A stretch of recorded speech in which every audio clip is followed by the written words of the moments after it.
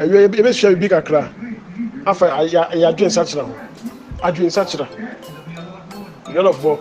also yesisa ya adwen yakopon wadwen ye ho yakopon woni pa e de manema o sise ye pa e de manema but ya adwen sachira wo hia Jesus yakopon pese yesisa ya adwen yesisa ya adwen a wodi ni shira wodi na adom na gu yen so ya adwen sachira ene be kwa so de fine ne magu ho ye bompa ye memagu ho ye bompa wale mi pewe o na so da so ti bonim krono bia obo nyae ejama bia otimu nyae ewudi bia wo je nyae kokose bia wodi adwamu nyae kofo ho ke sem ke kare nyae so that say ablabo bia wo mu nyae ba je bia osubu nyankopon so wa dwen sa kira we nyankopon do nba enti no wo sa kira wa dwen yesi God is holy nyankopon ye konkon enti etwa se wo ko nyankopon tie wo so wo ye konkon ablabo estin ablabo tinene yanka mi fa Bresusem Chronicles anase Chronica Bresusem second Chronicle ama Chronica 7 verse 14 yanka mi before na no pay no pay Bresusem 7 verse 14 was say na se me man a wabɔ me din wɔ wɔn so no bre wɔn ho ase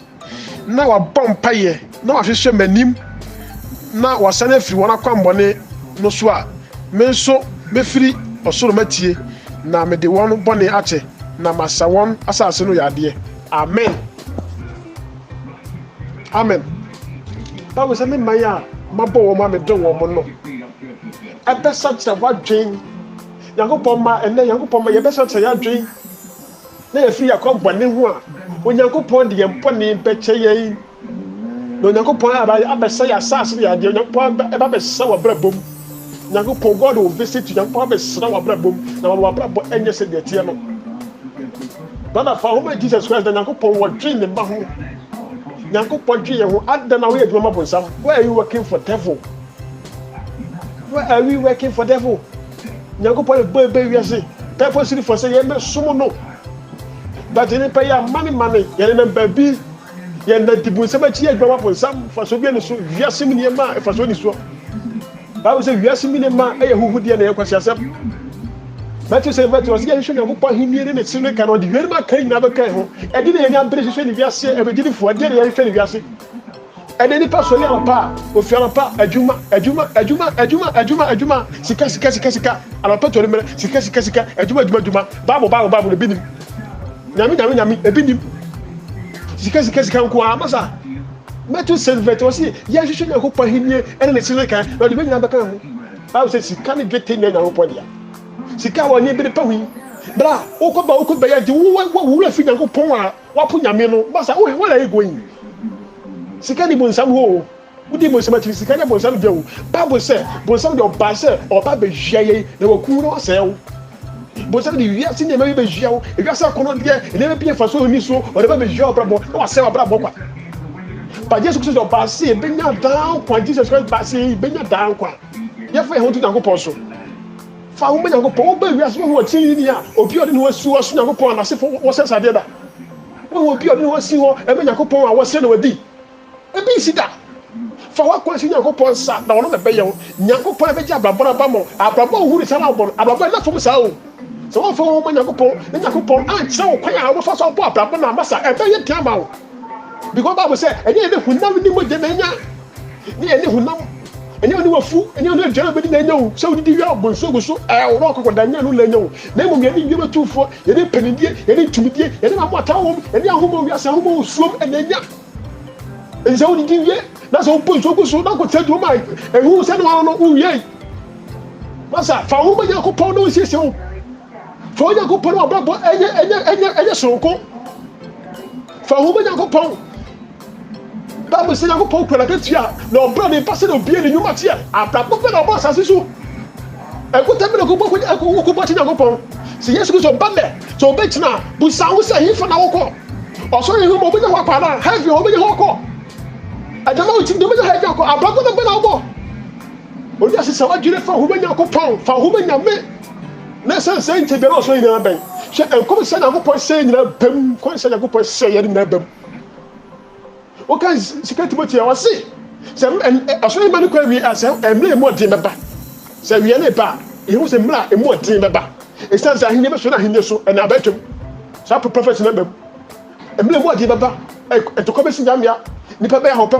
Nipa Bear, Pessimina, Nipa Bear, Nibra, Nipa Cook, Nipa Giska. Nina, severe see. If you was a this generation, and the nation, Yago Eba, Yago Ba, Massa, Found Yame. So you shall Bible history every 2,000 years, Yago Posse, 2,000 years.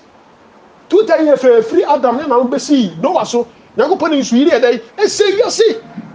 And from Noah person 2,000 years to Jesus Christ the person, a person to Jesus Christ person, and can Yago say, yes, Jesus baby, and be saved we ain't. Yago Posse, no, some of the park, or say, yes, and Jesus Christ, 2,000 years, or be saved we ain't. And Jesus Christ is William 2,000 years near Abu so. Jesus be William 2,000 years me other me. And this generation, your generation for coming of Jesus Christ. So we man. Generation woman 2,000 years, and then you started the generation a coming of Jesus Christ. Master, for when I go for later, we are seeing the man. Any university, it's also no could tell you an answer. Master, for when I go for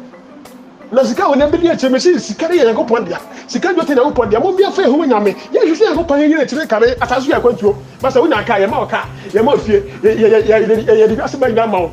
fa so be na mo banya fi so ebe edi na banya fi so edi da pere bebe edi na banya fi so na wu na hwe kra kwa de fi so banya fi so Bible say Lazarus ni sika ni no sika ni Lazarus na Lazarus e wo chine no onye de obedi sika ni no edi fi ya ne kama die wira ase popua no oh na ya betwagu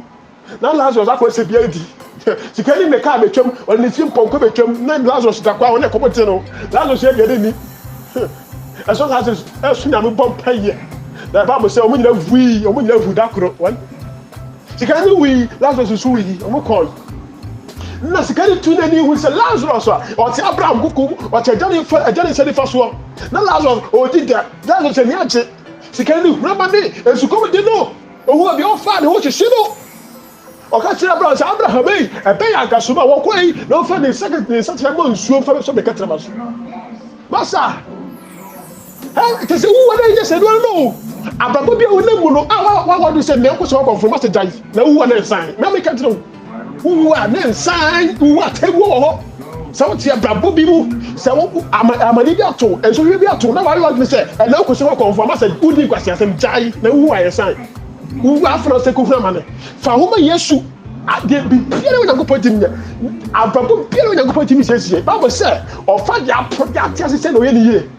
masa fa homa nyame no pija fa homa nyame no sie ababo no ababo na anye ya ababo na ni papo ni pa wo se ye ready ase no nyago profile ni ye fa homa Jesus Christ na mo ye tue o fi wi ase no mu de ma na Bible say wi ase ni ma e ya huhu de ne kwasi asem Nyankopon dole ma ye fe hu Nyankopon ne Nyankopon fe bone nche no ma se ya sase ye ma se ye yale ya brabom fi se ye yale wo wi ase ye yale Nyankopon be se yale ye le ko bibia ho e fi le ko ye the preaching audio e so se English no ana e bi mo chera ntintie audio no so be tutum sa ti Nyankopon asem na wa bra bonyi se ne tie no nya mi shiro bibia se o tie audio yi me di the evangelist Daniel o be tma frɛ ne abom paye me de no ba be to audio no ana so be tma phone number 0546 28 0523 with my friend they are bumpire how do you how am I be how with me my bumpire na ko pon me fa so no ajo 0546 28 0523 answer 0591 67446 0591 67446 ya ko pon so we be no ko bi awo awo Yesu na bumpire amen